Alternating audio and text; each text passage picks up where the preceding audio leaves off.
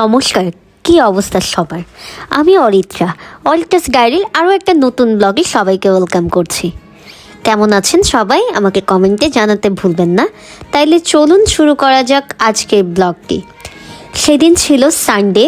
হঠাৎ আগের দিন রাতে আমার বড় যা প্ল্যান করলো সানডে একটা পিকনিক করা যাক। আর পিকনিক প্ল্যানটা ছিল ওয়ান ডিশ পার্টি।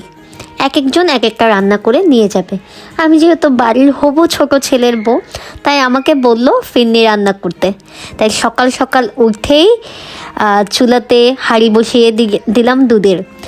এই তো এরপর আমার যা আমাকে আরেকটা ভিডিও পাঠিয়েছে, উনি রান্না করেছিল ফ্রাইড রাইস, সেটাও এখানে অ্যাড করে দিলাম। আর আমার শাশুড়ি মা, তিনি আবার কোনো রকম চিকেন খান না, তাই আমার বড় যা মার জন্য একটা কুমড়ো ফুলের বড়া করে নিয়ে গিয়েছিল। এরপর আমি রেডি হয়ে গেলাম। সেদিন আমি পরেছি একটা থিও ক্লথের উইন্টার বডিকন। প্রথমেই আমি চলে গেলাম আমার বড় যাকে পিক করতে, সেটার ফুটেজ নেওয়া হয়নি। তারপর এখন সবাই মিলে বের হয়ে পড়লাম। যাবো এখন আমরা হালিশহর গানাস পয়েন্টে। উইন্টারের শুরুতে যেহেতু গরমটা কম থাকে, তাই পিকনিক স্পটগুলোতে আপনারা প্রচুর গাড়ি ঘোড়া মানুষজন দেখতে পাবেন। সবাই চায় উইন্টার সিজনটাকে উপভোগ করতে। এখানে আমার ননদ ছিল এবং আমার বড় যা, আর ড্রাইভ করছিল আমার ভাসুর। আর এই তো সেই মিষ্টি বুড়িটা, এটা হচ্ছে আমার ভাসুর জি। আর এত মিষ্টি মিষ্টি সে কথা বলে।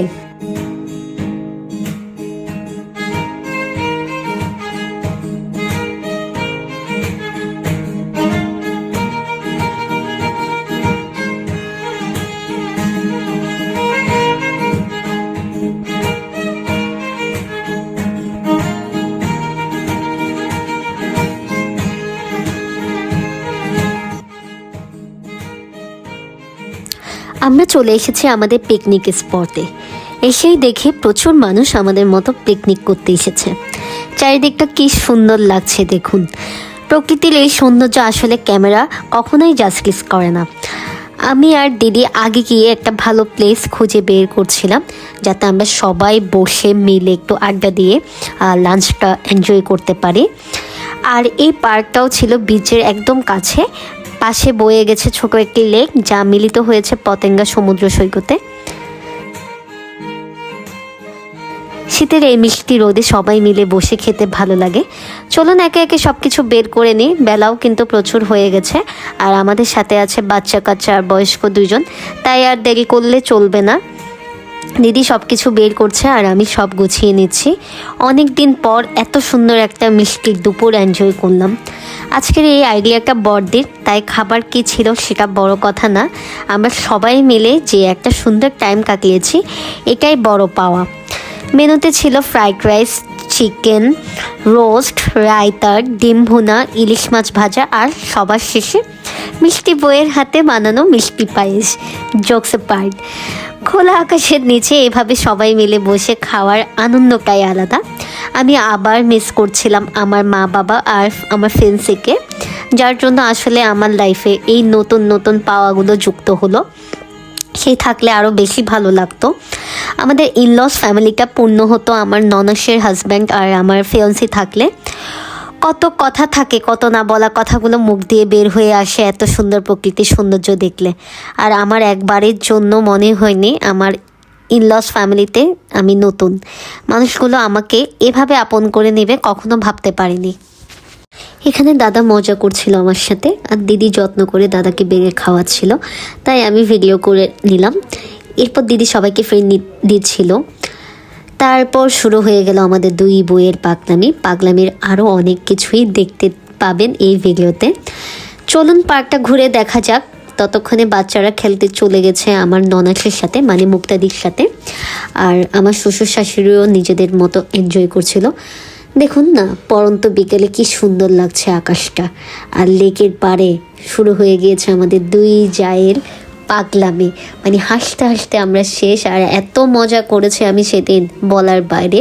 আসলে মেন্টালিটি ম্যাচ করতে হয়, মেন্টালিটি যদি ম্যাচ না করে তাহলে কোথাও গিয়ে মজা পাওয়া যায় না। এই তো ততক্ষণে প্রচুর মানুষ স্পটটাতে চলে এসেছে, আর আমরা এখানে ভিডিও করছিলাম। আমি, আমার যা, এবং এটা হচ্ছে আমার আরেকটা ননদ। ননদিনীও আমার সাথে খুবই ভালো মিশে গেছে। এরপর আমরা বের হয়ে গেলাম পার্ক থেকে, দাদা গাইড করছিল। এখন আমরা যাব হচ্ছে বোট ক্লাবে। বিশেষ করে বাচ্চারা একটু খেলতে চাচ্ছিল, তাই ওদেরকে নিয়ে বোট ক্লাবে যাচ্ছি আমরা। বোট ক্লাব এই পার্কটার খুব কাছেই ছিল। আর বোট ক্লাবের রাতের ভিউটা ছিল দেখার মতো, চারিদিকে লাইট, গাড়ি, দেন হচ্ছে আপনার উপর দিয়ে প্লেন চলে যাচ্ছে, নিচে নিচে হচ্ছে লাইটিং, উপরে হচ্ছে চাঁদ, প্লেনের সাউন্ড, মানে একটা মনোমুগ্ধকর পরিবেশ। বাচ্চাদের সাথে মিলে সেদিন আমরা দুই যা এবং দিদি, দাদা, আমার ননদ, আমরা সবাই বাচ্চা হয়ে গেছি। কি আর করার, একটাই তো জীবন। এই জীবনে যদি আনন্দ না করি তাইলে কি হয়। এখানে আমরা দুইজনও উঠে পড়লাম রাইডে, চড়ছিলাম, মজা করছিলাম। কিডস জোনে আমাদের মতো বয়স্ক কিডসদেরকে দেখে ওরা আসলে অবাক হয়ে গেছিলো যে কি করছে এরা। এই দেখুন না আমি কোথায় উঠে পড়েছি, স্লাইডে উঠে গেলাম, আমি, দিদি সবাই স্লাইডে উঠে গেলাম। মানে কি যে একটা অবস্থা করেছে সেদিন বলার বাইরে।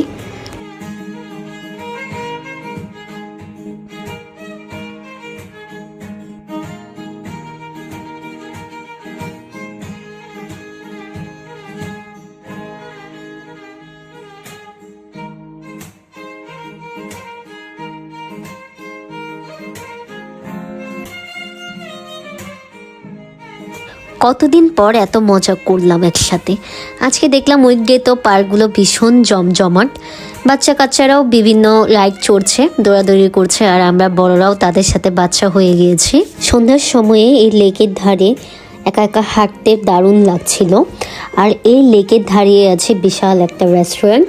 প্রথমে আমরা বসেছিলাম, পরে দেখি ভীষণ কুয়াশা পড়ছে আর ঠান্ডা বাইরে, তাই উঠে চলে এসেছি পাশে থাকা আমাদের সকলের পছন্দের বারকোট ফুড জাংশনে। এই তো এখানে আমার পছন্দের ফুচকা প্লেটার চলে এসেছে।